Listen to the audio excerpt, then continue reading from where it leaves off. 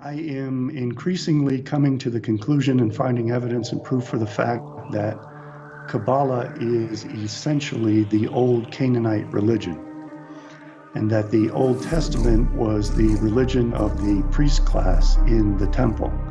But throughout Israel, there were folk religions, and they had their own temples, and the temples took the form of Canaanite temples, and they had the beliefs of the old Canaanite religion.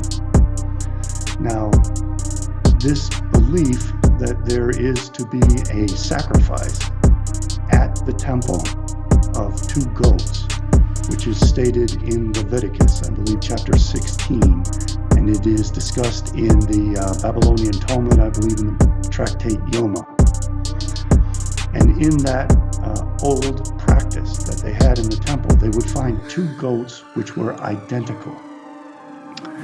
And on Yom Kippur, the Day of Atonement, they would offer these goats as sacrifices.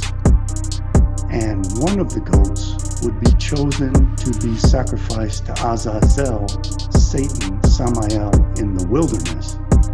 And the other goat would be sacrificed as part of the sacrificial rites of the temple.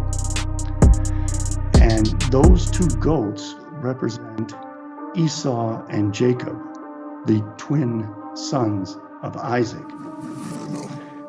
And Jacob stole the birthright of Esau. Esau and Jacob were twins, and Esau was born first. And Jacob, as Esau was coming out of the womb, grabbed his heel and tried to pull him back in so that Jacob would be first. But Esau, even the name Esau, means he who is hairy, and it is very similar to the Hebrew word for goat.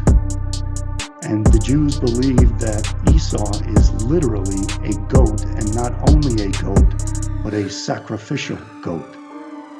And Jacob is also a sacrificial goat, but Jacob is divine, and Jacob is sacrificed for the rituals of the temple. But Esau, and the goat that represents Esau, has all the sins of the Jews placed on it on the Day of Atonement, before it is sent into the wilderness as a gift to Azazel, Samael, Satan. And that is where the term scapegoat comes from, because the Jews put all of their sins upon this goat and sacrifice it to Satan. And Satan loves sins, so he accepts this goat as a gift. And on that day, Satan stops accusing the Jews of all of their sins to Yahweh. And the Hebrew for ha-satan in Gematria adds up to 364.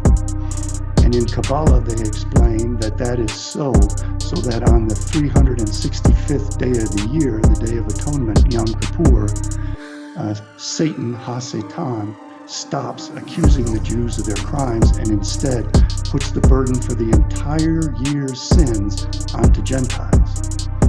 So whereas these people often claim that they are scapegoated by Gentiles, the reality is that they scapegoat Gentiles to Satan for all the sins of Jewry.